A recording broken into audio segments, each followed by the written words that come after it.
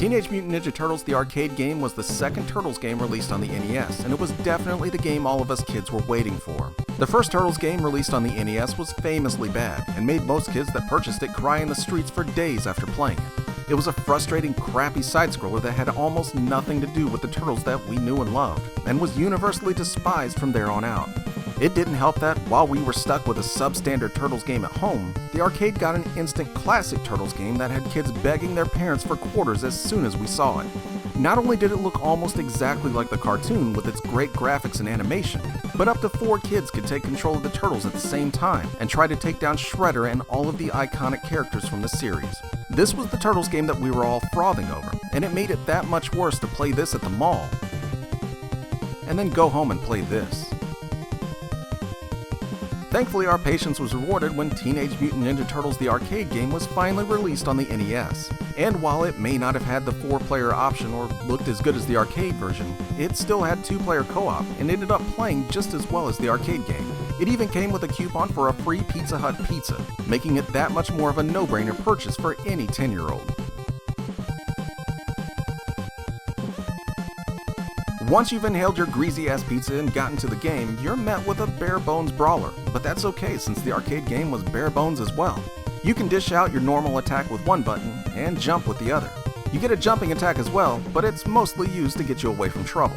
You also get a third attack by pressing both attack and jump at the same time.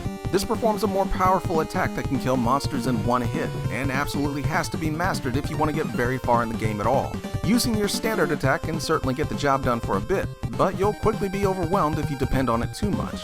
Using a combination of the jump kick and the power attack is the only way to go, and should be able to get you past anything in your path without too many problems. And while that may seem like a basic assortment of moves, it's more than enough to fight off the hordes of enemies in your way. Most of the time you'll be fighting off foot soldiers, but the game does at least do a good job of giving them a good deal of variety.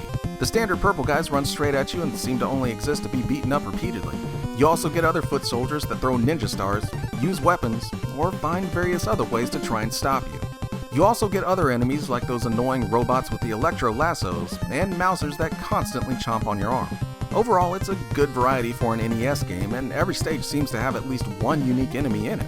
But it can sometimes feel like you're just fighting the same waves of foot soldiers over and over again, no matter how many different variations they throw at you.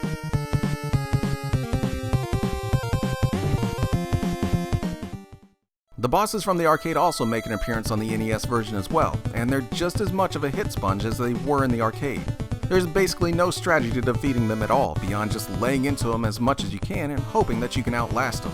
You can dodge some of their attacks, but most of the time you have no chance to know when you'll get punched in the face and thrown backwards, losing a chunk of your health bar in the process. This was obviously designed to eat quarters in the arcade, which was fine since you could just keep putting quarters into the arcade to continue.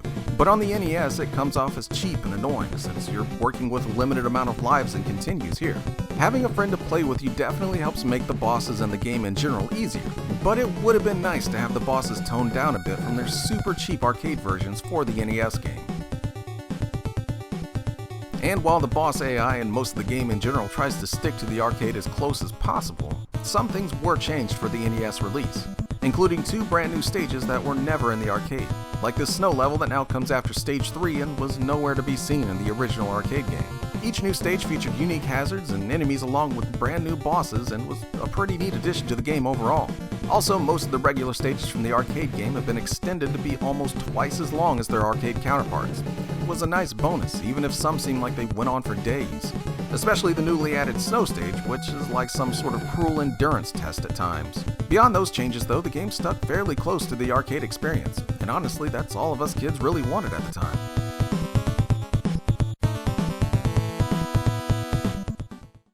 Yes, you could probably leverage a good number of complaints at the game if you wanted to, like the cheap AI, the overly long stages, and the sheer tedium the game can inspire. But it still gets a free pass in my book for finally being the first really great Teenage Mutant Ninja Turtles game on home console.